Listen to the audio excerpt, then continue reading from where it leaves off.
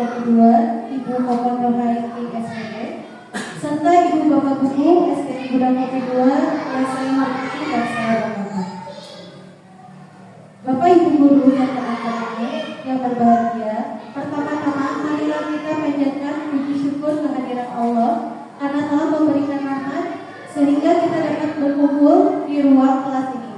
Sebelum memulai acara, perkenankan saya Anissa Rismayani sebagai MC pada siang ini untuk membacakan susunan acara. Yang pertama pembukaan, yang kedua menyanyikan lagu Indonesia Raya, yang ketiga sambutan dari Ibu Kepala Sekolah, yang keempat pembacaan doa, yang kelima pemaparan materi, panelis sekaligus diskusi dan tanya jawab oleh Ibu Vivi Sofia, dan penutup.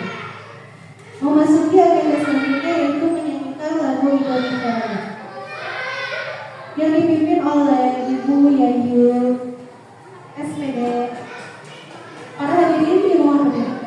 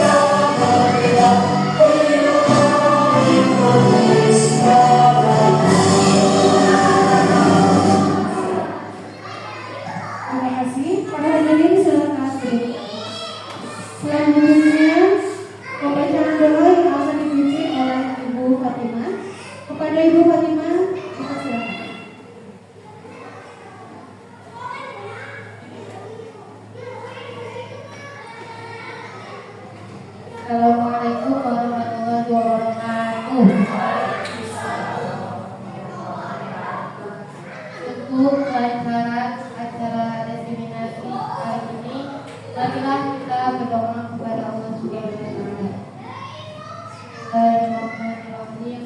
Allahumma bi asma'ikal husna wa bi asma'i nabiyyikal mustafa wa bi asma'i waliyika Abdul Qadir Mujtaba wahid qulubana kulli wasi la yakuna wa syahadatika wa mahabbatika wa abidna ala sunnati wa alimah wa syarih biha sururana wa yassir biha umurana wa fahim biha umurana fakir biha umurana wa ksir biha diyatana wa biha duyunana wa sir biha akwalana wa badil biha amalana wa taqabbal biha taubatana wa aghfir biha haubatana wa msyir biha hujjatana wa ja'alna biha minna muttabi'ina li syari'ati nabiyyika al-mustaqimin bi mahabbatil muhtadin bi hadil wasiqati wa tawaffana biha ala sunnati wa la tahrimna min syafa'ati wa ahsyur lana fi zumrati wa asba'il qudri muhaddariyah wa asyiyahis sabiqin wa ashabil yamin ya arhamar rahimin wa sallallahu ala sayyidina Muhammad wa ala alihi wa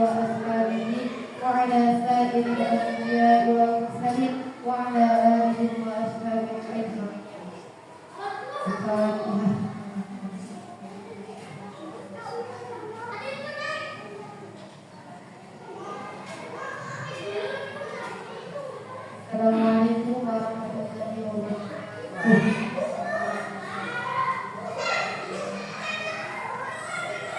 Terima kasih kepada selanjutnya sambutan akan disampaikan oleh Ibu Kepala Sekolah Ibu Bapak Nurhayati sekaligus membuka acara.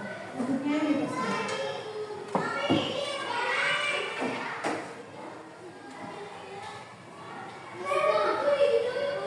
Assalamualaikum warahmatullahi wabarakatuh.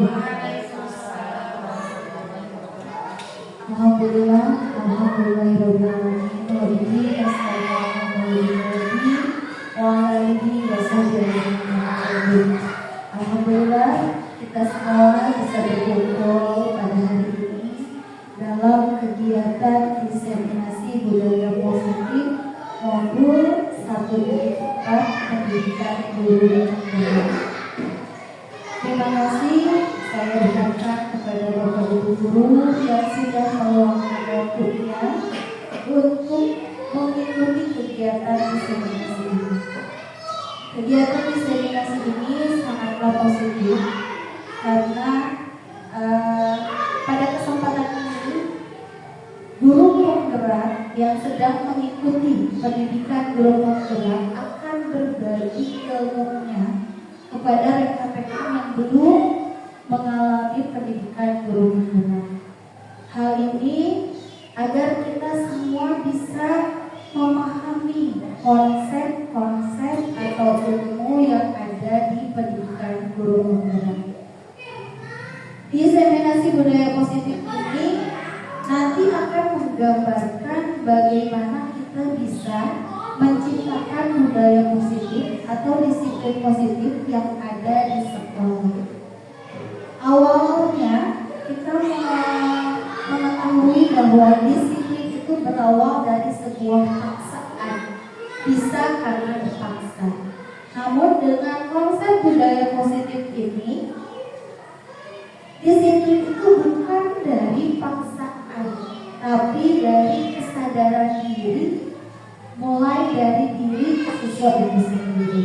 Nah, nanti mungkin Bu Bibi akan menjelaskan bagaimana cara membangun atau menciptakan budaya positif di sekolah dan juga nilai-nilai kebajikan apa yang harus kita tanamkan kepada anak-anak sehingga anak-anak memiliki motivasi internal yang berasal dari dirinya agar mereka bisa memiliki budaya positif di sekolah. Seperti itu. Dan mungkin nanti juga Bu Bibi akan memperkenalkan konsep konstitusi, yaitu salah satu pendekatan untuk menyelesaikan masalah yang berkenaan dengan budaya positif atau disiplin positif. Jadi kegiatan diseminasi ini mohon disimak dengan baik, diikuti dengan baik, mudah-mudahan bisa diterapkan di sekolah ini dan diterapkan di kelas masing-masing. Itu saja mungkin sambutan dari saya. Mudah-mudahan kegiatan berjalan dengan lancar dan bermanfaat juga bisa menjadikan keberkahan bagi kita semua. Wabillahi taufiq wal hidayah. Wassalamualaikum warahmatullahi wabarakatuh.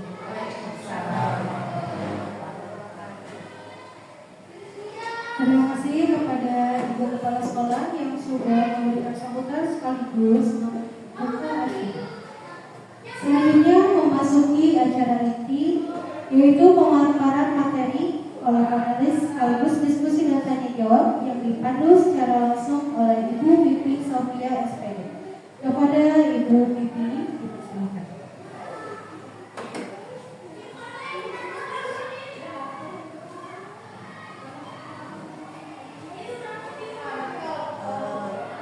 Sebelumnya saya ucapkan terima kasih kepada MC yang sudah mempersilahkan dan saya minta maaf karena bukan saya melakukan diskriminasi ini, pasti ibu-ibu juga, bapak juga pasti sudah tahu dan pernah gitu, sering dialami juga, sering kita lakukan juga, jadi bukan berarti saya minta mohon maaf, bukan memantahan kita sharing saja ya, kita ngobrol saja, kita berbagi saja. yang karena ini termasuk salah satu tugas saya untuk melakukan diseminasi dan kita diskusi bareng-bareng aja. Oke. Saya ucapkan terima kasih kepada Ibu Kepala Sekolah yang telah mengizinkan saya mengikuti kegiatan guru penggerak dan mengizinkan guru-guru untuk mengikuti kegiatan diseminasi ini. Sebelum melakukan diskusi diseminasi budaya positif ini, alangkah baiknya kita melakukan ice breaking dulu ya teman-teman ya. Bapak dulu ya, kita melakukan. Yuk kita berdiri dulu semuanya yuk.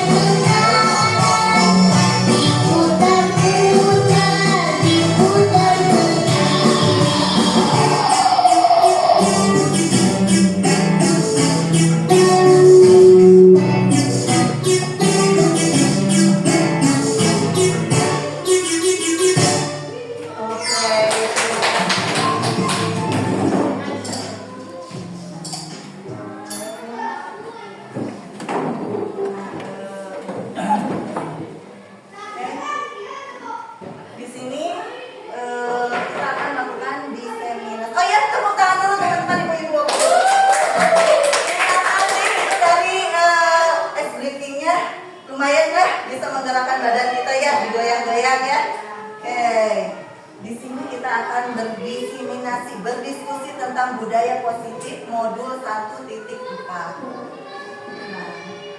Di sini ada contoh budaya positif di sekolah. Yang pertama, sholat duha berjamaah. Di sekolah ini kita sering melaksanakan sholat duha berjamaah pada hari Jumat dan dipimpin oleh Ibu Ima sama Pak Sofian. Seluruh siswa kelas 1 sampai kelas 6 dari rumah ditugaskan untuk membawa mukena dan sejadah, serta harus sudah mempunyai wudhu biar ke sekolah tidak ngopecai. Jadi langsung dari rumah mereka sudah wudhu, kecuali yang misalnya bisa ada yang Bu Abi mah itu di jalan, boleh itu wudhu. Jadi untuk mempercepat waktu dehnya. Yang kedua, upacara bendera. Setiap hari Senin kita sering melaksanakan upacara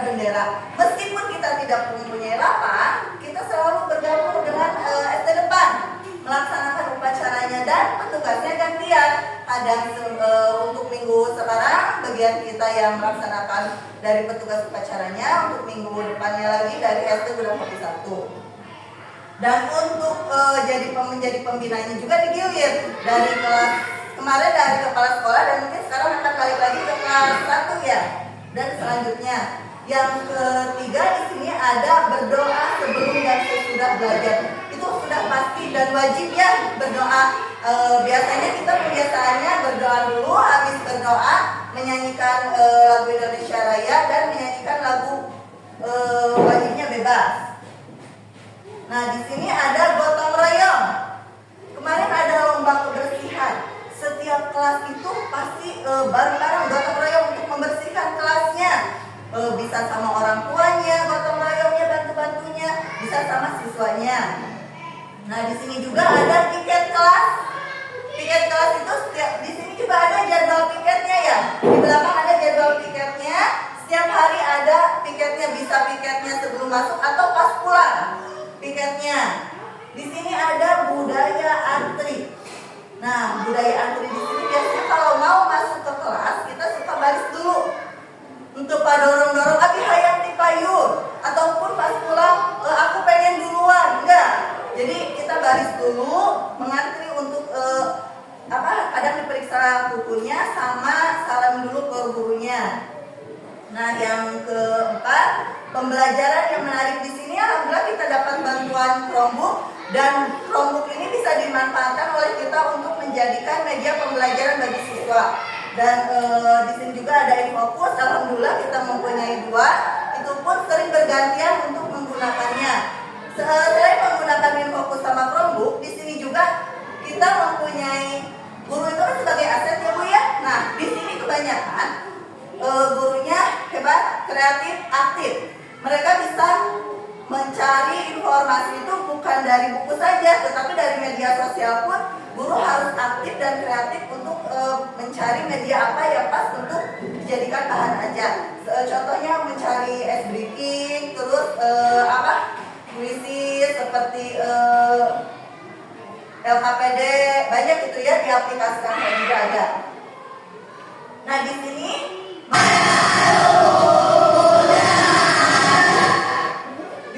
kita sering melakukan breaking. Breakingnya boleh bebas apa saja ya.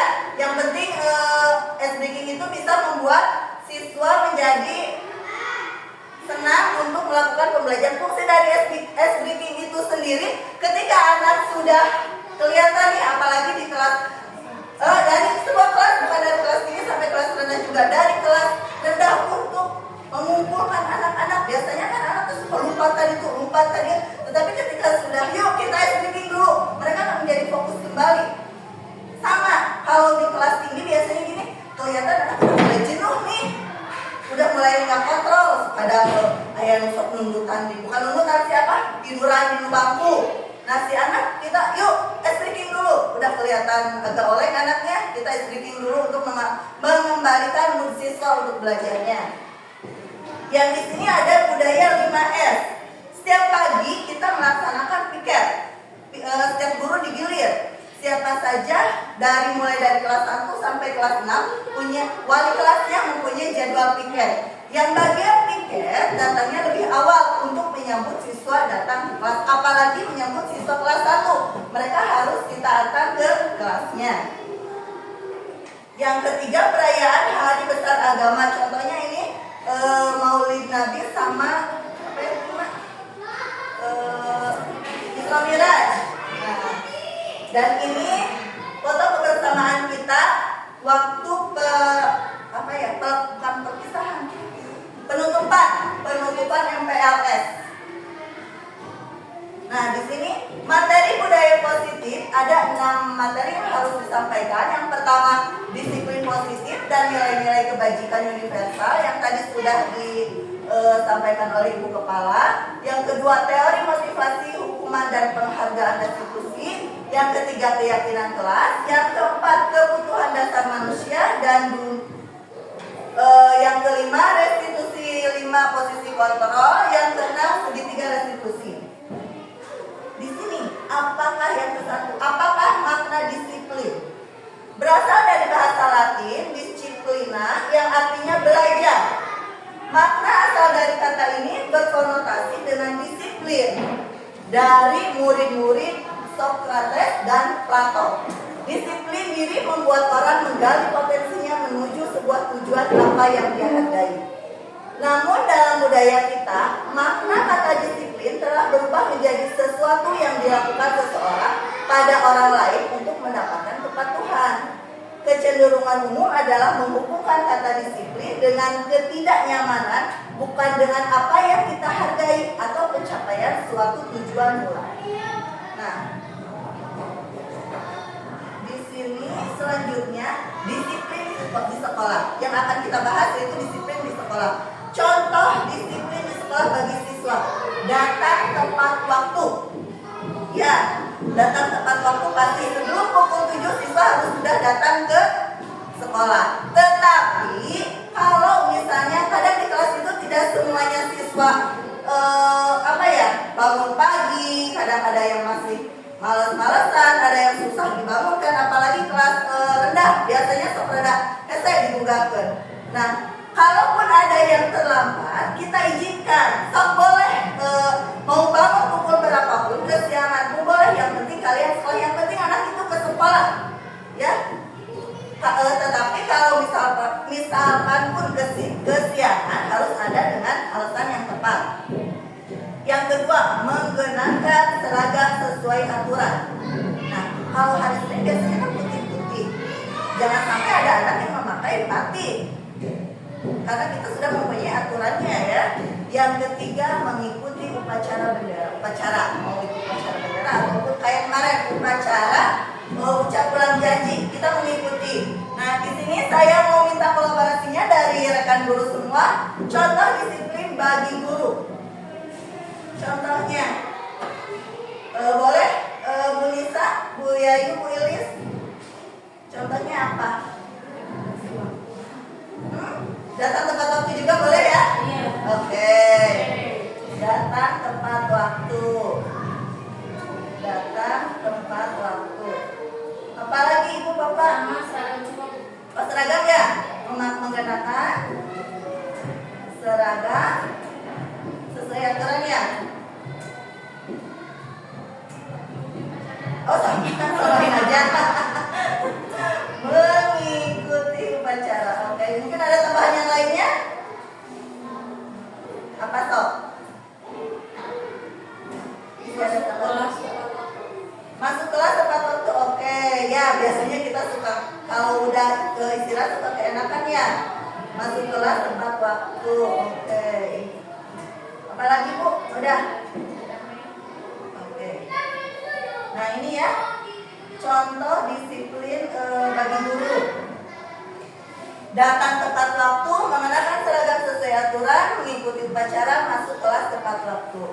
Dan alhamdulillah di sekolah ini semuanya juga mengikuti aturan disiplin yang ada di sini ya, sudah disiplin semuanya. Nah di sini ada nilai-nilai kebajikan universal. Tadi sudah Ibu Kepala jabarkan sedikit tentang nilai-nilai kebajikan universal. Kita sebagai pendidik harus bisa menanamkan nilai-nilai kebajikan universal kepada siswa. Di sini ada beriman, bertakwa kepada Tuhan yang Maha Esa, mandiri, beranalar kritis, berkebinekaan global, bergotong royong, kreatif, sesuai dengan profil pelajar Pancasila. Kita nyanyi dulu sebentar ya. Oke.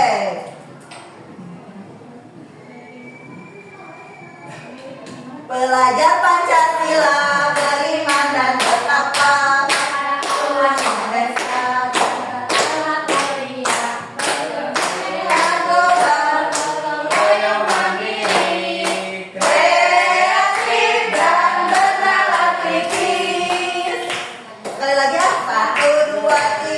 pelajar Pancasila beriman dan bertakwa kepada Tuhan yang Esa dan berakhlak mulia, berkebinekaan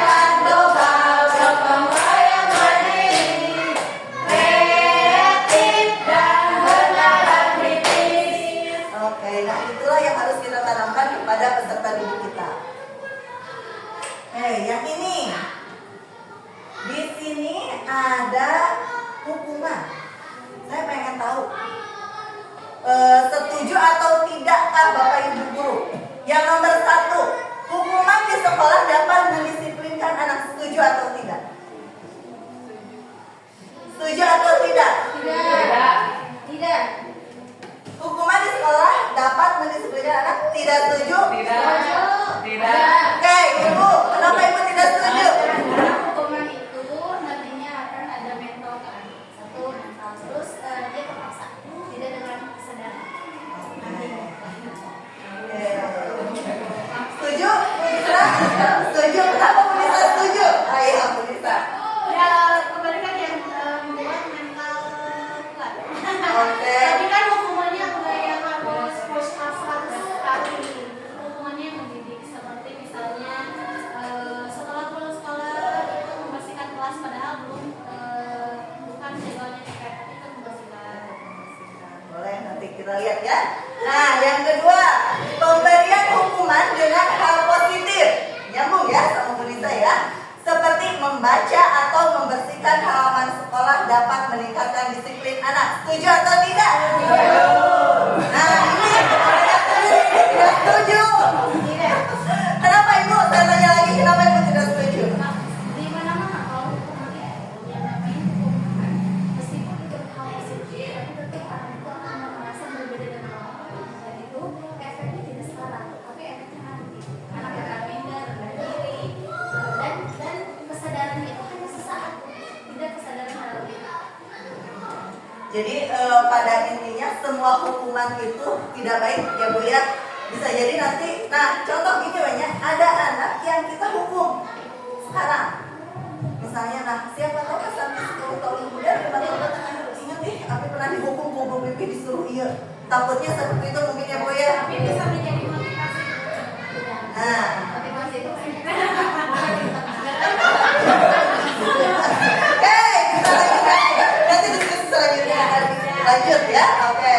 Yang ketiga, memberi penghargaan dapat meningkatkan motivasi belajar anak. Setuju atau tidak? tidak. Oke. Tidak. Semuanya tidak ini Pak? Tidak. Ya, kenapa? Karena motivasinya hanya untuk penghargaan. Hanya untuk hadiah aja. Tidak ada. Kalau tidak ada hadiah lagi berarti kita bakal leha-leha gitu ya anaknya. Oke, berarti yang nomor 3 sepakat semuanya ya, tidak setuju. Yang keempat, membuat anak merasa bersalah memberi dampak lebih ringan dibanding menghukum. Tidak setuju. Oke, karena ini semuanya sependapat, tidak akan saya tanyakan alasannya apa ya. Semuanya tidak setuju. Oke, selanjutnya teori motivasi hukuman dan penghargaan restitusi. Di sini hukuman dan konsekuensi. Hukuman bersifat tidak terancam atau tiba-tiba. Hukuman bersifat satu arah dari pihak guru yang memberikan dan murid hanya menerima satu hukuman tanpa melalui suatu kesepakatan. Hukuman dapat berupa fisik maupun psikis. Psikis itu yang tadi takutnya membekas ya Bu ya, yang itu. Murid disakiti oleh suatu perbuatan atau kata-kata. Nah, berarti selain menjaga tangan kita juga bisa menjaga itu ingat kita tangan kita ya. Nah di sini masih hukuman dan konsekuensi. Disiplin dalam bentuk konsekuensi sudah disepakati oleh murid dan guru. Nah ini konsekuensi. Umumnya bentuk-bentuk konsekuensi dibuat oleh pihak guru atau sekolah dan murid sudah mengetahui sebelumnya konsekuensi yang akan diterima jika ada pelanggaran.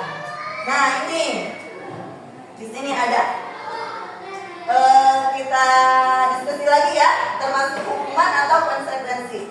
Mencatat 100 kali di dalam buku kalimatnya, saya tidak akan terlambat lagi karena terlambat itu menulis itu teh karena siswanya datang terlambat. Itu termasuk hukuman atau konsekuensi? Hukuman? Oke, kita catat yang pertama tadi hukuman ya. Nanti kita lihat jawabannya. Hukuman.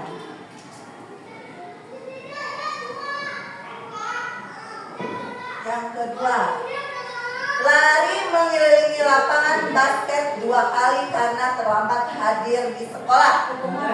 Hei, 5 boleh kalau ditulis. Hukuman di sana ditulis ya.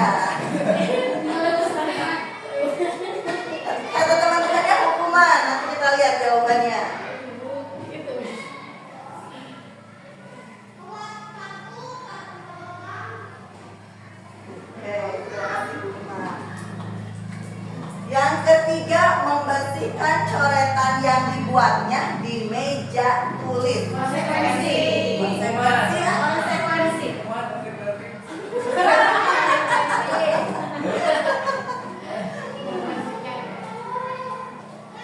Banyak ya, apalagi meja baru melebar ya kalau dicoret-coret ya. Oke, terima kasih Bu Ilis. Murid diminta push up. Nah, karena ini push up, saya minta Pak Panji aja yang ke depannya. Pak Panji, murid diminta push up 15 kali karena tidak memakai masker. Kata Pak Panji apa? Oke, mau ditulis Pak Panji, punten.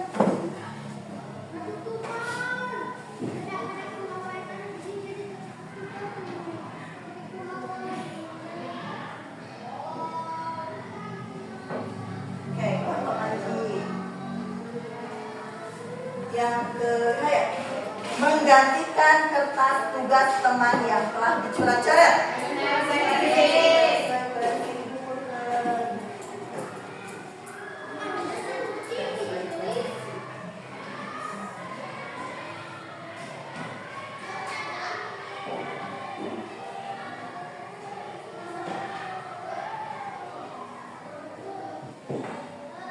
Oke, Bu. Nah, membersihkan WC sekolah karena mematahkan pensil kawannya. Yang kemarin sudah membersihkan WC sekolah, oke. Apa Pak Dion kemarin sudah membersihkan WC sekolah Anda dapat hukuman? Oke, terima kasih Pak Gibang.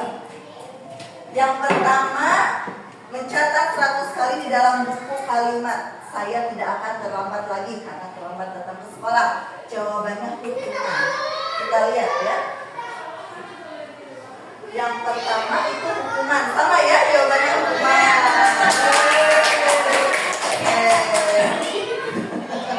Yang kedua, lari mengelilingi lapangan basket 2 kali karena terlambat hadir di sekolah.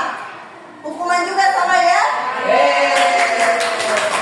Yang ketiga, konsekuensi juga sama. Yang keempat, murid diminta push up 15 kali karena tidak memakai masker. Oh sama, Pak Panji hebat. Sama. Menggantikan kertas tugas teman yang telah dicoret-coret. Sama, konsekuensi juga hebat. Membersihkan WC sekolah karena mematahkan pensil kawannya. Sama juga hukuman. Alhamdulillah berarti di sekolah kita ini guru-gurunya sudah paham antara hukuman sama konsekuensi ya Bu ya. Oke, untuk selanjutnya restitusi. Restitusi adalah proses menciptakan kondisi bagi murid untuk memperbaiki kesalahan mereka sehingga mereka bisa kembali pada kelompok mereka dengan karakter yang lebih kuat. Restitusi juga merupakan proses kolaboratif yang mengajarkan murid untuk mencari solusi untuk masalah mereka dan membantu murid berpikir tentang orang seperti apa yang mereka ingin menjadi, tujuan mulianya, dan bagaimana mereka harus memperlakukan orang lain. Nah, di sini ada 9 ciri-ciri restitusi. Oke, di sini ada sedikit panjang, apa ya? Restitusi bukan untuk menebus kesalahan, namun untuk belajar dari kesalahan. Dalam restitusi, ketika murid berbuat salah, guru tidak mengarahkan untuk menebus kesalahannya dengan membayar sejumlah uang, memperbaiki kerugian yang timbul, atau sekedar meminta maaf. Yang kedua, restitusi memperbaiki hubungan. Restitusi adalah tentang memperbaiki hubungan dan memperkuatnya. Restitusi juga membantu murid-murid dalam hal mereka ingin menjadi orang seperti apa dan bagaimana mereka ingin diperlakukan. Yang ketiga, restitusi adalah tawaran, bukan paksaan.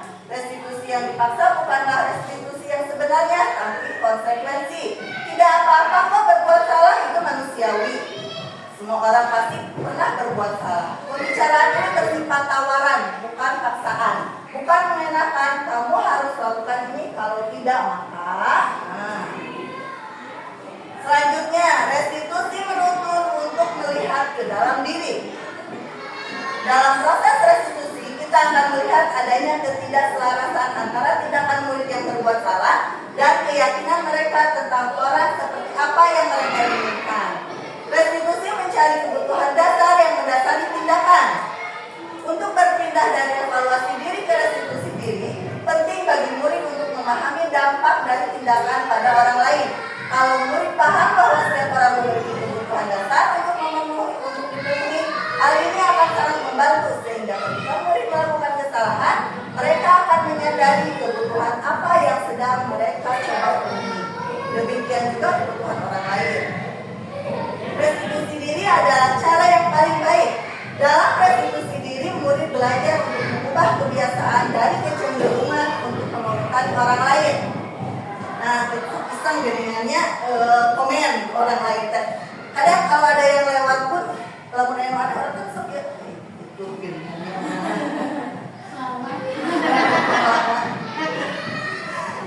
Menjadi mengomentari diri sendiri. Dr. William Glasser menyatakan orang yang bahagia akan mengevaluasi diri sendiri. Nah, sebelum mengevaluasi orang lain, kita evaluasi dulu diri kita sendiri. Orang yang tidak bahagia akan mengevaluasi orang lain. Orang yang tidak bahagia akan mengevaluasi orang lain. Nah, berarti ayo nama kita terlihat bahagia, jangan pernah kita mengomentari orang lain ya. Kalau ada yang ada ya udah, kita mending bahagia aja melihat diri kita ya. Oke, di sini 3 lagi. Restitusi fokus pada karakter bukan tindakan. Dalam proses restitusi diri, maka murid akan menyadari dia sedang menjadi orang yang seperti apa. Yang itu adalah menunjukkan fokus pada penguatan karakter. Restitusi fokus pada solusi.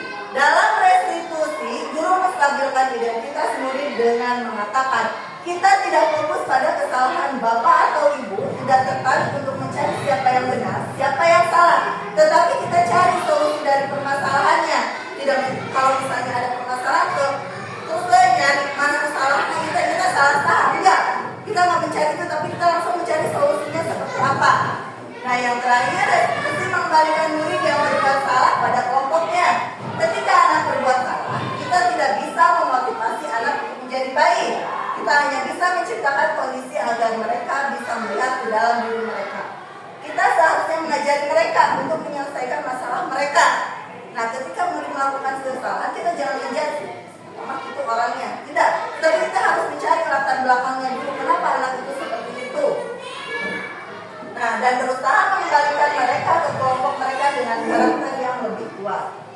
Nah, mungkin itu pengertian dari restitusi. Dan sekarang, mengapa keyakinan bukan peraturan?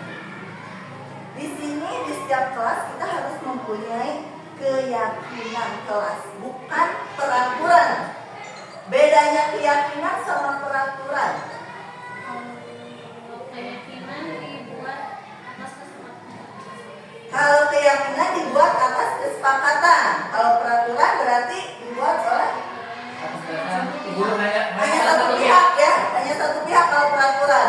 Kalau keyakinan berarti dibuat oleh bersama.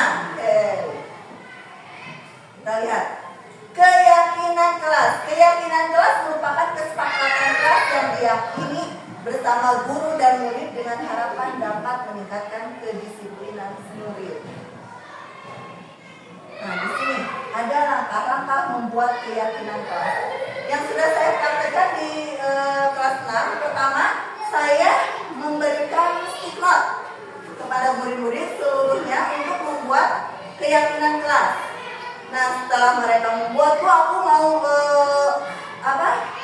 yang datangnya jangan yang terlambat tepat waktu, terus tidak boleh membuang sampah di dalam kelas. Nah, di sini membahas keyakinan yang telah ditulis. Yang pertama kita coba ini aja dulu ya. Kita akan bagikan nggak usah stick note, mungkin kita tulis aja ya. Ibu bapak di sini saya minta untuk membuat keyakinan kelas dan ditulis di sini satu orangnya. Mau pakai stick note atau mau ditulis aja? Ditulis di sini sih, maksudnya pada spidol. Bebas, mau. Kalau ini nanti keyakinannya boleh. Ya. Jadi setiap guru menulis dua keyakinan kelasnya dan tulisnya di depan. Boleh? Siapa dulu? Oh iya.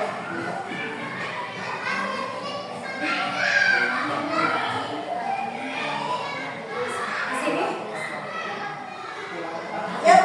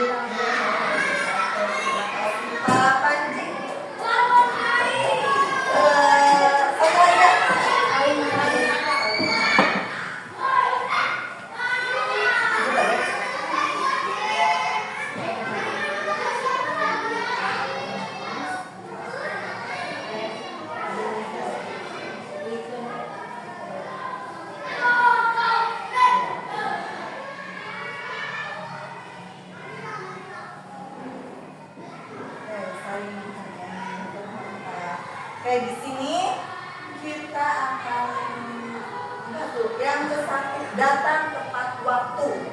Bisa ya? Oke. Hormati guru dan teman. Bisa berbicara sopan, tidak kasar. Kalau keyakinan kelas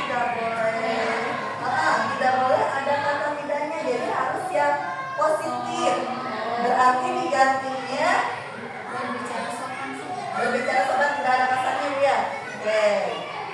Saling tolong menolong, bisa angkat tangan sebelum bertanya. Angkat tangan boleh ya? Bisa.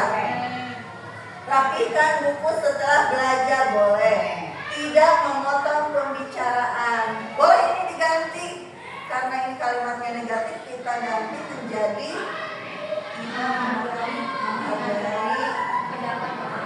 menghargai pendapat orang lain.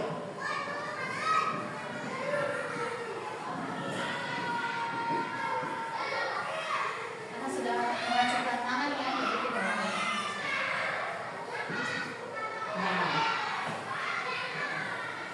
Jadi kalimatnya harus menggunakan kalimat yang positif. Sama saya juga dulu sebelum mengetahui aturan-aturan cara langkah-langkah membuat komunikasi juga sama ada kata tidaknya untuk yang tahu-tahu, tapi setelah mengetahui langkah-langkah ini ternyata kalimatnya tidak boleh ada kata tidaknya dan harus menggunakan kalimat yang positif. Nah, kita lanjut. Membuat sampah pada tempatnya boleh. Saling menghargai bisa ya. Dan ini adalah keyakinan kelas yang bisa Bapak dipraktekkan di dalam kelas untuk semua keyakinan ini. Bisa dibuatnya dalam bentuk kanvas menarik mungkin sehingga mungkin bisa ditempelkannya di dalam kelas ya. Nah, di sini ada kebutuhan dasar manusia. Pengertian kebutuhan dasar manusia. Kebutuhan dasar pada manusia merupakan unsur-unsur yang dibutuhkan oleh manusia dalam menjaga keseimbangan baik secara fisiologis maupun psikologis. Hal ini tentunya bertujuan untuk mempertahankan kehidupan dan kesehatannya. Nah, kebutuhan dasar manusia itu ada 5. 1. Bertahan hidup. 2. Kasih sayang dan rasa diterima. 3. Penghargaan. 4. Kebebasan. 5. Kesenangan. Nah, jangan dulu ke orang lain deh, kita dulu aja. Kita sendiri dulu. Sebenarnya kebutuhan dasar kita itu apa? Misal, Pak Panji, apa yang paling mendasar dari kebutuhan dasar ini apa? Bagi ini Pak Panji. Biasanya dari kesemuanya kita bertahan hidup ya. Bertahan hidup dulu. Kalau lapar lebih ringan. Iya, kalau lapar ringan. Jadi kumaha caranya kita bisa bertahan hidup. Jadi kebutuhan dasar itu untuk kita ya. Nah, kalau untuk anak-anak contoh, misalnya gini. Di sini ada contoh kasus Angga di kelas 3 ya, ya. Angga di kelas 3 sering mengganggu temannya yang sedang belajar. Melempar kertas ke teman-temannya sampai temannya ada yang nangis, dipukul ya Bu ya. Nah, kita identifikasi kasus Angga tersebut. Sebenarnya kebutuhan dasar apa sih yang Angga butuhkan? Nah, untuk kebutuhan dasar ini biasanya kita setiap orang tuh kadang beda. Setelah kemarin saya melakukan diskusi bersama Fasir, biasanya gini, menurut Bu Ima, kata aku mah Angga itu butuh kebebasan Bu. Beda lagi mungkin kata Bu Yai melihatnya dari sudut pandang mana. Menurut Bu Yai mah kata Bu Yai mah, cek kami mah kesenangan, Angga butuh kesenangan. Nah, kalau kita praktek, kita identifikasi lagi Angga itu sebenarnya kebutuhan dasarnya itu apa, dan Angga itu ini mah atas kesepakatan bersama aja ya. Nah, Angga itu sebenarnya kunaon sih bisa berbuat kitu wae teh heureuy wae, dan sudah dicari beberapa kali mungkin sama ibu wali kelasnya, tapi Angga teh contoh wae kitu heureuy wae. Nah, Angga itu sebenarnya kebutuhan dasarnya apa? Kita lihat kasih sayang kah?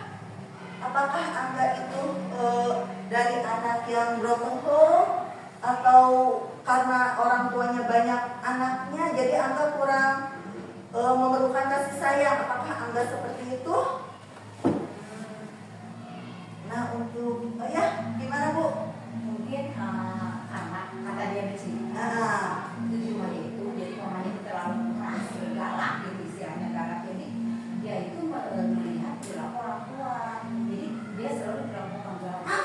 Kalau selalu galak, jadi orang lain itu dia juga meniru perilaku tersebut. Karena di rumahnya itu ada yang datang galak, dia gitu. Itu kasih sayang.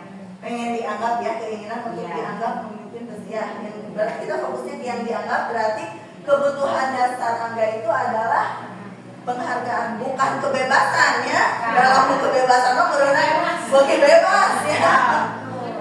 Kesenangan dan anak-anak mah emang udah pada dasarnya bahagia ya, apa sih? Jadi kadang gini, permasalahan bagi anak-anak itu yang dianggap kita itu ringan, tapi bagi anak itu aduh ya masalahnya jadi udah ribet sebenarnya. Oke, berarti yang kasus Angga tadi kita kebutuhan dasarnya penghargaan ya, kita sepakat semuanya ya. Nah, di sini ada 5 posisi kontrol guru. Tadi balik lagi ke hukuman sama konsekuensi. Di sini ada 5 posisi kontrol guru. Yang pertama penghukum. Yang kedua pembuat merasa bersalah. Yang ketiga teman, yang keempat pemantau, yang kelima manajer. Di sini kita lihat, oke, penghukum. Ada videonya? Nggak ada di Instagram. Itu ada yang terlihat di Di mana? Iya. Ya. Oh, ada videonya ada. Ya, siap. Penghukum. Di sini contoh kalimat penghukum. Patuhi aturan saya atau awas, kamu selalu saja salah. Nah, itu berarti kalimat penghukum. Guru tidak boleh menjadi penghukum. Kata ibu tadi, bisi membekas, bisi inget wae, bisi kena mentalnya. Guru seperti ini senantiasa percaya hanya ada satu cara agar pembelajaran bisa berhasil, yaitu cara dia. Ciri khas penghukum adalah nada suara tinggi, bahasa tubuh melotot, dan jari menunjuk menghardik.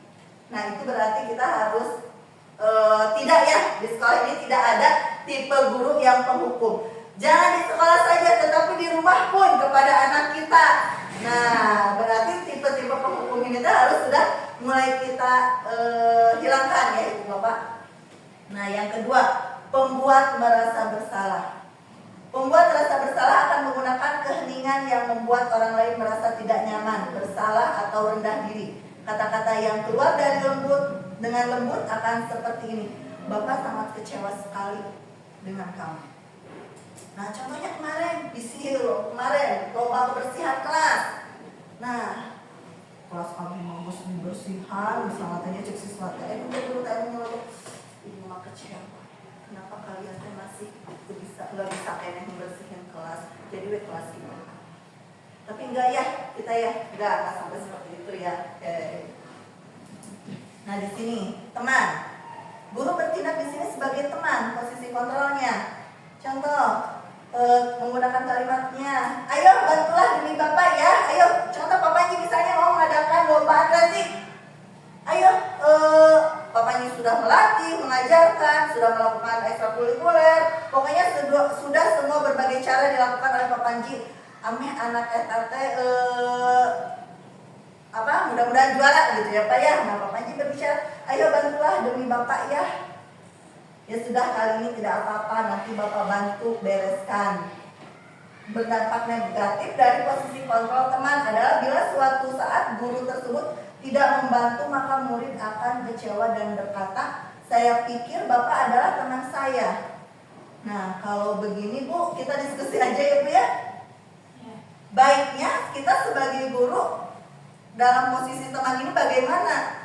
Sedangkan sekarang kadang banyak konten-konten menyebutkan guru itu dekat sama murid, tapi di sini ada rasa murid akan merasa dikecewakan dan tidak mau lagi berusaha. Jangan, karena nanti ketergantungan ke guru. Misal ya, di kelas 1 kuliah merasa menganggap teman. Ketika beralih ke Bunisa, anak itu sudah tergantung pada kuliah. Dia tidak bisa move on terhadap gurunya.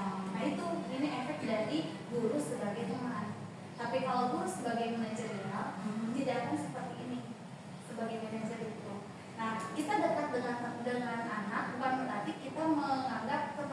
jangan ayolah dari ibu, ayo bantu, jangan Jadi seperti itu. pemberi mas-mas Nah, takutnya gitu ketika ganti guru dia tidak move on, jadi pokoknya guru yang terbaik itu adalah mulia misal seperti itu. Karena kejadian kan ada yang seperti itu, anak tidak mau belajar sama guru lain kecuali Iya, guru iya. si A. Itu gara-garanya guru yang memposisikan sebagai teman. Akhirnya itu tersirat ya. Ya, ya benar benar. Seperti contohnya anak saya yang di TK, ketika dia pindah kelas, dia harus bisa sekarang Dedek di sekolahnya belajarnya sama Bu Elis, bukan sama Bu Ina. Jadi di rumah terus saya itu ngomong gitu. Dan yang ada di pikiran anak saya, Bu Ina gurunya sampai Kak kemarin-kemarin kata Bu Ina pas istirahatnya sudah nyamperin. Tapi bukan anak saya aja, hampir semuanya. Gitu. Jadi efek negatifnya. ke kelasnya cuma nyampernya, nangkep gurunya udah cuman. Jadi mungkin itu ya. Di sini ada pemantau. Memantau berarti mengawasi. Pada saat kita mengawasi, kita bertanggung jawab atas perilaku orang-orang yang kita awasi. Seseorang yang menjalankan posisi pemantau, pertanyaan yang diajukan seorang pemantau, peraturannya apa? Biasanya yang jadi pemantau ya. Gimana sih mungkin teh? Naon alasanana kita melakukan ini? Biasanya pemantau ngomongnya seperti itu. Apa yang telah kamu lakukan? Sanksi atau konsekuensinya apa? Ketika kamu datang terlambat, apa konsekuensinya?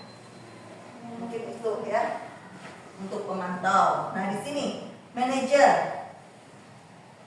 Manajer yaitu posisi di mana guru berbuat sesuatu bersama dengan murid, mempersilahkan murid mempertanggungjawabkan perilakunya, mendukung murid agar dapat menemukan solusi atas permasalahannya sendiri. Di sini penekanan bukan pada kemampuan membuat konsekuensi, namun dapat berkolaborasi dengan murid. Bagaimana memperbaiki kesalahan yang ada? Seorang manajer akan berkata, apa yang kita yakini, apa kamu meyakininya? Jika kamu meyakininya, apakah kamu bersedia memperbaikinya? Jika kamu memperbaiki ini, hal ini menunjukkan apa tentang dirimu. Jadi yang harus dan guru itu harus menjadi seorang manajer. Ya Bu ya, guru itu harus menjadi seorang manajer di sekolahnya. Mau itu guru kelas 1, 2, 3, 4, 5, 6 dan kita bertindak sebagai posisi kontrol kita itu sebagai manajer. Kita berusaha menjadi seorang manajer. Itu mungkin lebih baik lagi daripada kita menjadi seorang penghukum. Ya. Oke, selanjutnya. Nah, di sini pernyataan contoh pernyataan tentang kamu selalu saja. Nah, berarti ini penghukum ya maksudnya. Kamu selalu saja salah, ini termasuk penghukum. Ibu sangat kecewa sekali dengan kamu. Berarti ini termasuk posisi kontrolnya pembuat merasa bersalah. Ya sudah, kali ini tidak apa-apa, nanti ibu bantu bereskan. Ini menjadi teman. Apa yang kamu lakukan? Sanksi atau konsekuensinya apa? Ini pemantau. Apa yang kita yakini? Apa rencana kamu untuk memperbaiki hal ini? Ini sebagai manajer. Jadi seorang guru ini posisinya harus ada di manajer. Ya.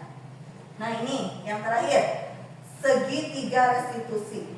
Segitiga restitusi adalah suatu proses dialog yang dijalankan guru atau orang tua agar dapat menghasilkan murid yang mandiri dan bertanggung jawab. Segitiga restitusi membantu murid memiliki tujuan, disiplin positif dan memperbaiki diri dari berbuat salah. Restitusi bukan untuk menghukum kesalahan, namun untuk belajar dari kesalahan. Di sini tahapan restitusi segitiga yang pertama menstabilkan identitas. Ada 3 tahapannya untuk restitusi segitiga. Yang pertama menstabilkan identitas. Jika anak berbuat salah, maka ada kebutuhan dasar mereka yang tidak terpenuhi. Contoh seperti tadi, kasus Angga kebutuhan dasarnya penghargaan ya. Bagian dasar segitiga restitusi memiliki tujuan untuk merubah orang yang gagal karena telah berbuat kesalahan menjadi orang yang sukses. Nah, kita harus cari tahu dulu kenapa angka itu seperti itu. Kebutuhan dasarnya apa sudah ditemukan.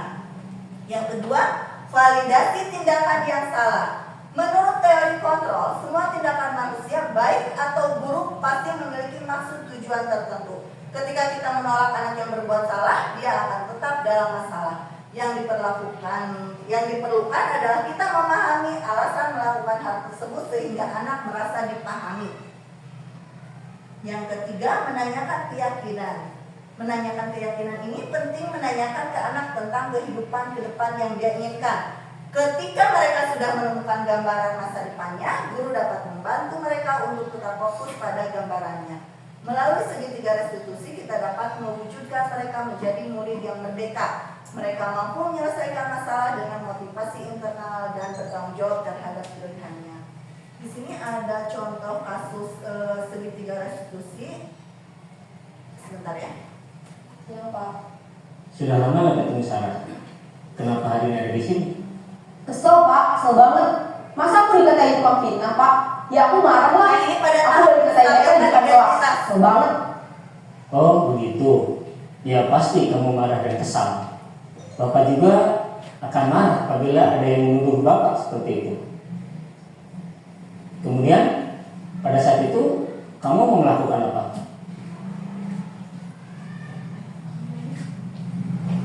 Ya saya langsung ngatain mereka lah Pak. Nah, yang ini validasi Kesel banget. yang Saya bentak-bentak dia depan teman-teman lain. Oh begitu. Pasti kamu melakukan seperti itu karena suatu alasan tertentu kan? Iyalah, masa saya diam saja Pak? Ya saya bela diri lah. Masa saya dituduh tukang fitnah? Ya wajar lah. Mempertahankan harga diri itu sesuatu yang penting buat kamu. Untung kamu tidak bertindak lebih gegabah lagi, hanya membentak-bentak. Iya Pak. Untung saya masih bersabar dan hanya membentak saja. Sudah gemes padahal, saya pasti bela diri lah. Ya pasti ya. Tapi kamu memilih untuk tetap bertahan dan bersabar. Kamu memilih untuk tidak berbuat lebih parah lagi kan? Iya. Nah, sekarang coba kita lihat lagi tindakan kamu yang bentak-bentak Eka di kelas. Tindakan kamu itu kira-kira sesuai dengan keyakinan kelas atau prinsip kamu tidak? Enggak lah Pak. Capek Pak jadi pemarah. Jadi keyakinan atau prinsip mana yang kurang sesuai dengan keinginan kamu? Ya, saya sebenarnya sangat menghargai orang lain. Mungkin saat itu saya menjadi emosi, jadi tidak menunjukkan sikap itu. Kamu meyakini tidak? Menghargai orang lain itu penting buat kamu. Yakinlah Pak. Iya, setuju. Kita harus saling menghargai. Namun, ada juga keyakinan yang kita sepakati yang perlu kita jalankan apabila kita sedang marah, bukan? Ya saya bisa lebih proaktif, mulai dengan diri sendiri. Saya bisa jadi lebih bersabar, mengambil waktu jeda untuk berpikir mau apa selanjutnya. Kira-kira kamu bersedia memperbaiki masalah ini tidak? Bersedia Pak. Kalau kamu memperbaiki masalah ini, kamu akan menjadi orang seperti apa? Saya akan menjadi orang yang bertanggung jawab kali ya Pak. Dan senantiasa proaktif. Iya, menurut kamu bagaimana rasanya menjadi orang seperti itu? Ya nyaman lah, bangga bisa bersabar dan menahan diri. Baiklah kalau begitu. Yuk kita pikirkan bagaimana memperbaiki masalah ini.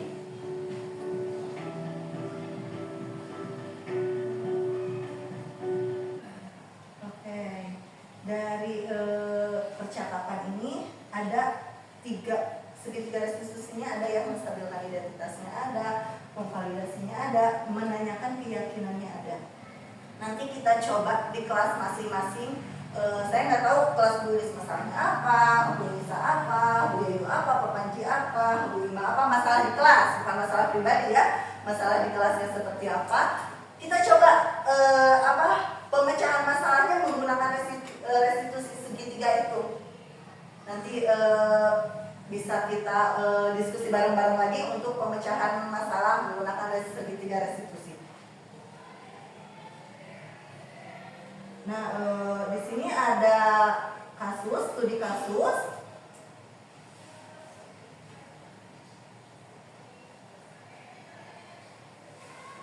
Ibu Dani sedang menjelaskan pelajaran bahasa Indonesia di papan tulis. Namun beliau memperhatikan bahwa Fajar malah tidur-tiduran dan tampak acuh tak acuh pada pelajarannya. Fajar coba menjawab pertanyaan nomor 3. Kata gurunya, maju ke depan dan kerjakan di papan tulis. Fajar pun tampak malas-malasan maju ke depan. Dan sesampainya di depan papan tulis pun, Fajar hanya diam terpaku. Bingung merenangnya mau ngapain. Sambil memegang buku bahasa Indonesianya dan memainkan spidol di tangannya. Ayo Fajar, makanya kamu jangan tidur-tiduran terus.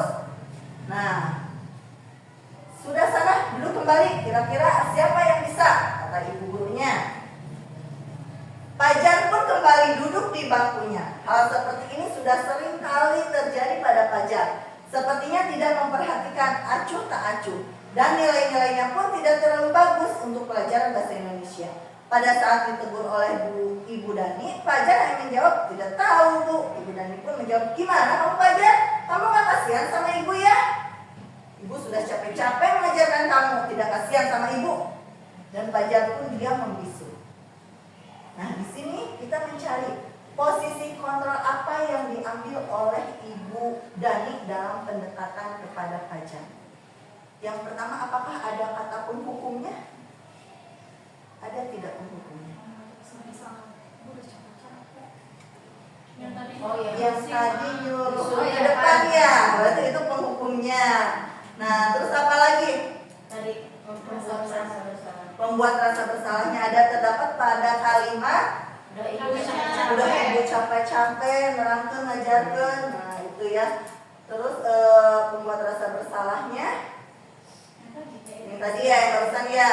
Nah, sekarang membaca sikap Fajar. Kira-kira kebutuhan apa yang diperlukan oleh Fajar? Kurang kasih sayang. Oke, mungkin Ibu Dani sudah mencari tahu kenapa Fajar itu seperti itu. Ya, jadi kebutuhan dasar yang harus dipenuhinya yaitu kebutuhan dasar kasih sayangnya. Oke, kita di sini ada video.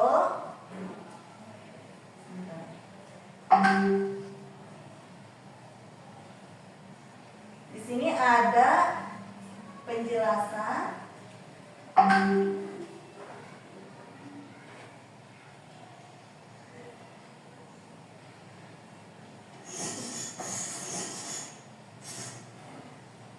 Salam bahagia Ibu dan Bapak Guru.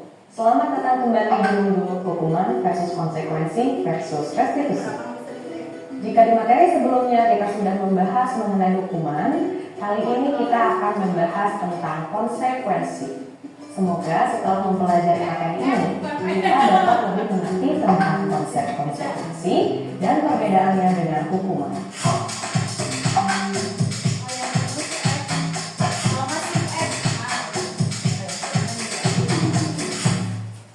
Pada saat kita sekolah dahulu, pernahkah Ibu dan Bapak Guru mendapat konsekuensi? Misalnya, jika merusak sarana dan prasarana sekolah, maka diskors untuk beberapa waktu. Atau, jika tidak mengerjakan PR, kita harus menyalin PR tersebut sebanyak 2 kali. Sekarang, kalau kita berefleksi dan mengingat itu semua, apa benar ya yang kita alami dulu merupakan bentuk konsekuensi? Ibu dan Bapak Guru, konsekuensi erat kaitannya dengan akibat yang akan kita terima dari suatu perbuatan. Kita diajarkan untuk bertanggung jawab atas perbuatan kita sesuai dengan peraturan. Diane Gozen menerangkan bahwa konsekuensi adalah sebuah keadaan di mana terdapat kesepakatan dan bentuk tanggung jawab yang sudah bisa diprediksi oleh murid dan guru.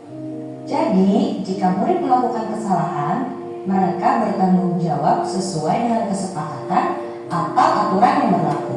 Murid dapat berkontribusi membuat kesepakatan atau aturan kelas bersama-sama dengan guru. Adanya kesepakatan inilah yang membuat konsekuensi berbeda dengan hukuman. Saat terjadi kesalahan, murid dan guru bisa memprediksi dan melakukan sanksinya sesuai aturan. Ini berbeda dengan hukuman yang sanksinya tidak bisa diprediksi, karena gurunya lah yang menentukan. Bagaimana dengan relevansi antara bentuk sanksi dan kesalahannya? Kita sudah belajar bahwa pada hukuman tidak ada korelasi logis antara kesalahan dan solusi. Bagaimana dengan konsekuensi? Menurut Gozen, konsekuensi memiliki bentuk solusi yang lebih logis daripada hukuman. Ini karena mereka ikut menyepakati peraturannya. Dalam pelaksanaan konsekuensi, kita sebagai guru bertugas untuk memonitor, memantau tingkah laku murid. Jadi, posisi guru adalah mengontrol dan mengingatkan murid tentang kesepakatan di awal. Solusinya sendiri bisa datang dari murid sesuai aturan yang berlaku. Ini berbeda dengan pola hukuman, di mana posisi guru sebagai penghukum dan pembuat rasa bersalah. Sampai di sini, sepertinya kita sudah dapat melihat perbedaan konsep konsekuensi dan hukuman. Ibu bapak guru, mari kita lihat kedua ilustrasi di bawah ini. Yang manakah yang merupakan konsekuensi? Duh, haus nih. Anak-anak, selesai mengerjakan halaman 50, lanjutkan sampai halaman 56 ya. Baik, Pak. Ya, Haska, jadi bahas nih tas aku. Sudah. Haska, ayo jika salah, apa yang harus dilakukan? Ayo minta maaf. Pada ilustrasi ini, saat Haska menumpahkan botolnya, siapakah yang memilihkan solusinya? Pak Santo atau Haska? Apakah Haska belajar untuk memperbaiki kesalahannya? Pak Santolah yang memilihkan solusi untuk memperbaiki keadaannya, yaitu dengan minta maaf. Haska tidak dilibatkan, Haska semakin tidak mengerti akan kesalahannya. Ibu dan Bapak guru, kira-kira ini bentuk konsekuensinya bukan ya? Ilustrasi satu ini bukan bentuk konsekuensi. Sepertinya bagi Pak Santo, ucapan minta maaf adalah suatu bentuk konsekuensi. Tetapi, apakah itu menjamin bahwa Haska mengerti kesalahannya dan tidak mengulanginya lagi? Bisa jadi minta maaf hanyalah sekedar ucapan tetapi tidak memperbaiki masalahnya. Tidak ada korelasi yang logis antara menumpahkan air dengan hanya minta maaf. Pagi Haska, mana masker kamu? Oh iya, maaf Pak, saya lupa pakai. Kamu tahu kan apa konsekuensinya jika tidak memakai masker? Iya Pak, belajar sendiri di perpustakaan. Baik, silahkan langsung ke perpustakaan. Pada ilustrasi 2 ini, Pak Santo mengajak Haska untuk mengingat kembali konsekuensi dan Haska menyebutkannya. Apakah ini sudah sesuai dengan bentuk konsekuensi? Sepertinya Haska dan Pak Santo sudah tahu peraturannya bersama. Jika tidak membawa masker, Haska sudah tahu konsekuensinya, yaitu belajar sendiri di perpustakaan. Dia sendirilah yang menyebutkan konsekuensinya. Di sini juga terlihat korelasi yang logis antara kesalahan dan sanksinya. Sepertinya pada ilustrasi kedua ini sudah lebih terlihat bahwa ini merupakan bentuk konsekuensi. Haska mendapatkan sanksi sesuai aturan. Pak Santo berada dalam posisi pemantau kesalahan murid dan mengingatkan bahwa setiap kesalahan mempunyai konsekuensi sesuai kesepakatan. Ibu dan Bapak guru sekalian, dengan melihat kedua ilustrasi di atas, kita sudah lebih mengerti akan bentuk konsekuensi. Apakah dari kedua solusi di atas ada yang membuat murid berhasil memperbaiki masalahnya? Jika konsekuensi dilakukan seperti dalam ilustrasi 2, kira-kira motivasi Haska untuk tidak mengulangi kesalahannya kembali apa ya? Apakah karena Haska memang sadar pentingnya masker? Atau karena dia takut dan malas belajar sendiri di perpustakaan? Lalu di kedua ilustrasi di atas, tidak ada yang mengajak Haska untuk belajar memperbaiki kesalahannya. Kalau begitu, konsekuensi itu sama tidak ya dengan restitusi? Nanti kita bahas lagi di materi berikutnya. Ibu dan Bapak guru sekalian, sekian materi konsekuensi untuk kali ini. Sebelum kita benar-benar mengakhiri, yuk kita berefleksi sebentar. Silakan diingat-ingat kembali satu bentuk tindakan konsekuensi yang sudah pernah Ibu dan Bapak guru lakukan. Apakah bentuk konsekuensi tersebut efektif untuk mendisiplinkan murid?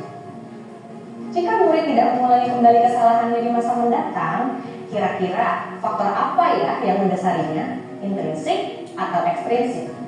Selamat belajar! Salam bahagia Ibu dan Bapak guru hebat!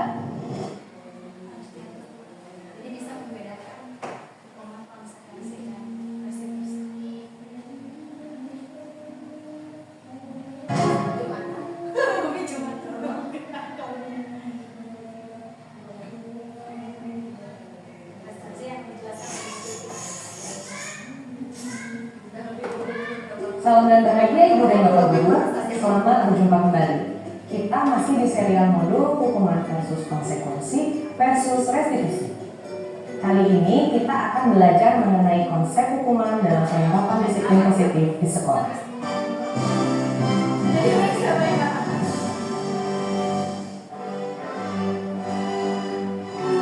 Hukuman versus konsekuensi versus restitusi. Pada materi sebelumnya, kita sudah belajar mengenai restitusi dan cara membuat keyakinan kelas yang berlandaskan nilai-nilai kebajikan universal. Nah, di modul kali ini kita akan belajar lebih banyak mengenai praktik restitusi di dalam kelas. Desma, itu mainannya masih berantakan di lantai. Aku mau pulang, Pak. Iya, Bapak mengerti kalau kamu mau pulang. Tapi mainannya belum dirapikan. Kamu ingat nggak apa keyakinan kelas kita? Aku lupa. Itu ada di posternya. Bapak bantu bacakan ya. Setiap murid dan guru harus menjaga kebersihan dan kenyamanan kelas. Ini gambarnya. Aku salah ya, Pak. Setiap orang pernah salah kok. Bapak juga pernah. Bapak juga mengerti kamu pasti buru-buru ingin pulang. Tapi kita harus lakukan hal yang sudah kita sepakati. Coba Bapak mau tanya, Desma tahu tidak kira-kira apa salahnya Desma? Tidak merapikan mainan. Iya, jadi kalau mainan belum dirapikan, bagaimana ya cara kita perbaiki masalahnya? Aku harus rapiin mainannya, Pak. Kalau tidak, nanti mainannya hilang dan kelas kotor. Tunggu ya, Pak. Ya, ditunggu. Terima kasih ya Desma sudah mau merapikan.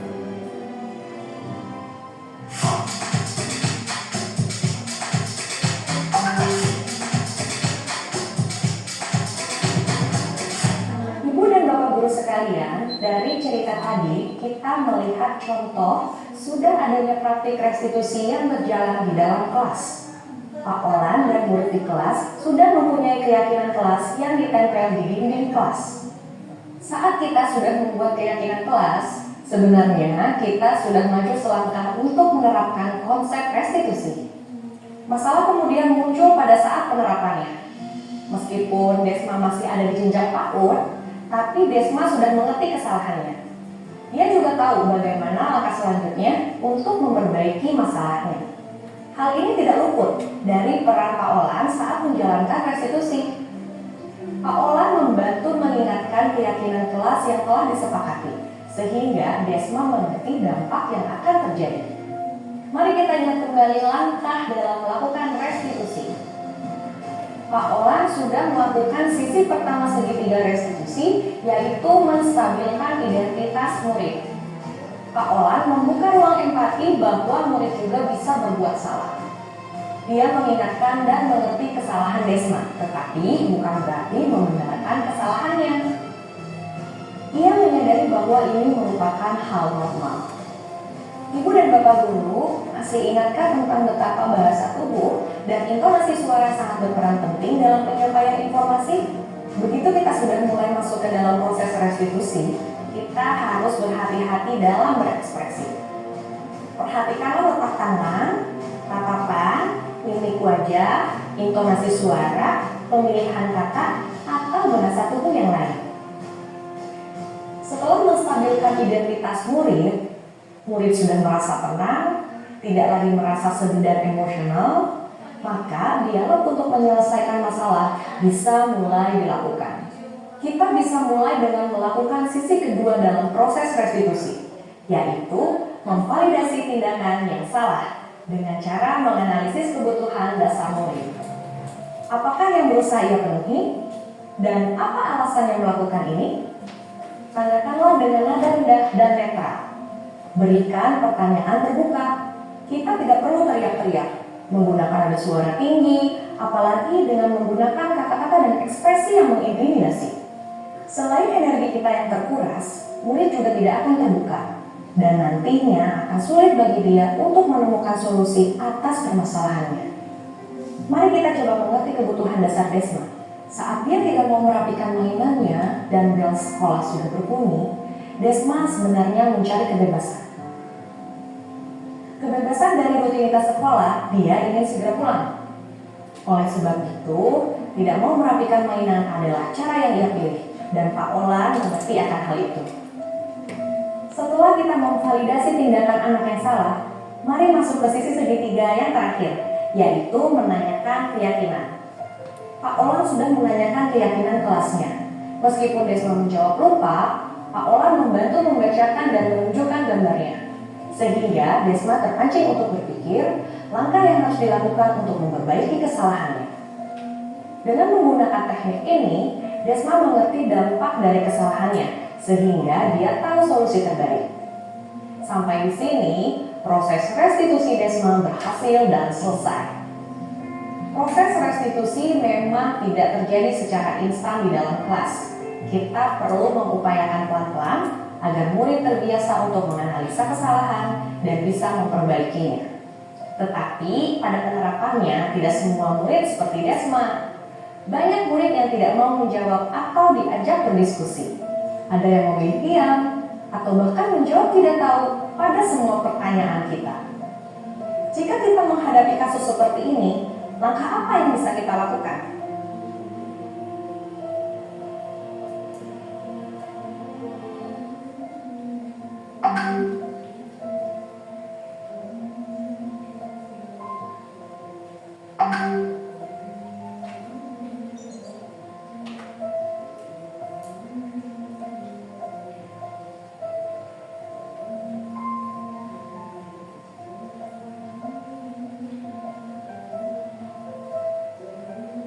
Beberapa pertanyaan yang disarankan oleh Daniel Gozen adalah: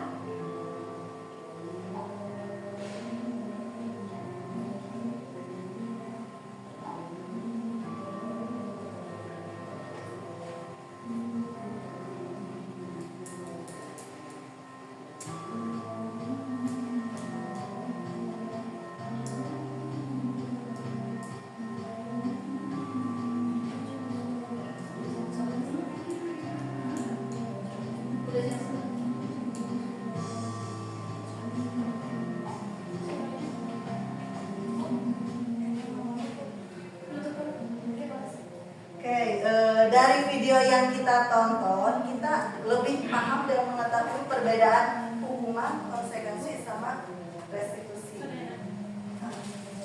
Nah, ibu bapak, hoyong ke refleksina, sakedik punya.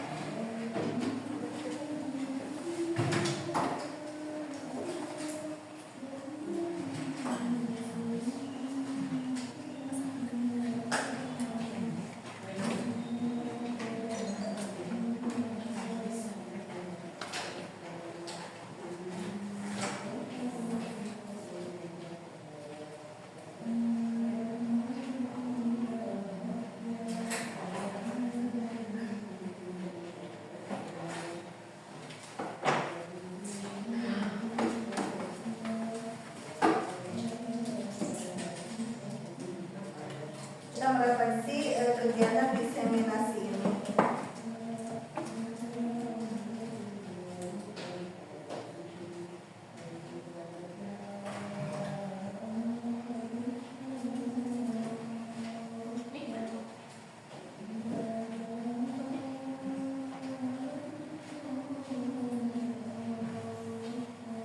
Yang sudah boleh ditempel di sebelah sini.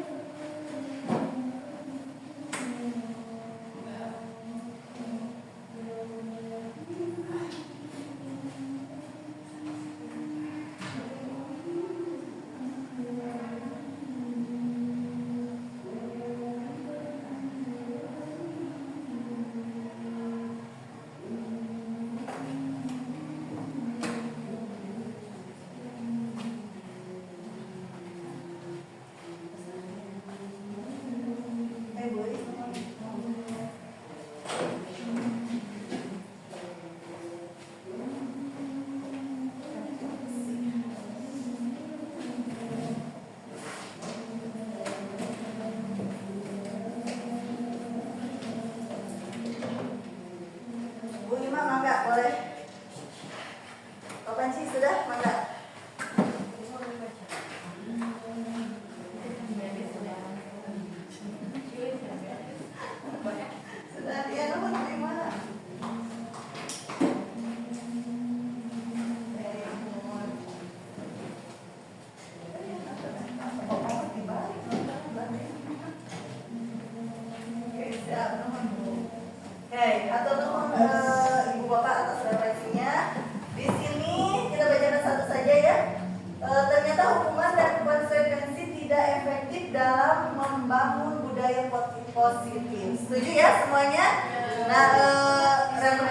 sudah, maka kesimpulan untuk hari ini, untuk menciptakan lingkungan yang positif, maka perlu adanya kolaborasi antara warga sekolah dalam menerapkan nilai-nilai kebajikan yang telah disepakati bersama murid. Nah, karena setiap murid memiliki cara pandang yang berbeda dan perilaku memiliki tujuan, yakni untuk memenuhi kebutuhan dasar murid. Mungkin diskusi budaya positif kali ini dicukupkan sekian. Saya ucapkan terima kasih. Saya kembalikan lagi kepada MC. Oke, terima kasih. Boleh tepuk tangan untuk pemaparan dari Bu Bibi Sofia mengenai budaya positif ya Ibu, tentang hukuman, konsekuensi, serta restitusi yang dapat menjadi bekal untuk kita ya dalam mengajar di kehidupan kita sehari-hari agar kita menjadi guru yang lebih baik lagi setiap harinya. Saya MC menyampaikan mohon maaf atas salah kata dan perbuatan. Akhir kata saya tutup diseminasi budaya positif hari ini. Terima kasih atas semuanya. Wabillahi taufiq wal hidayah. Wassalamualaikum warahmatullahi wabarakatuh.